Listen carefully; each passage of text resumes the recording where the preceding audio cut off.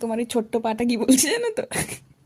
যা চা করবি, যা একটু সুন্দর আবার আদা দিয়ে কত খাই। না না, শোনো না, ছোট্ট ছোট্ট পাগুলো তোমার কি বলছে, আমি এখন একটু রান্নাঘরে যেতে চাই। না যেতে চাই না। না, তোমার পা চায়, বলছে আমাকে আমাকে একটু রান্নাঘরে নিয়ে চল, চাউমিনের কাছে, চাউমিন খাবো। করিস না, আমার হাতটা টনটন করছে, ভালো লাগছে না আর। তুমি কি চাউমিন করবে? না, করে দাও না মা, প্লিজ। আমার এখন মুড নেই। প্লিজ মা, খিদে পেয়েছে আমার। খিদে পাক থাক, তোমার কিউট পাগুলো এখন রান্নাঘরে। ছাতু দিয়ে কলা দিয়ে শেক করে খাজা।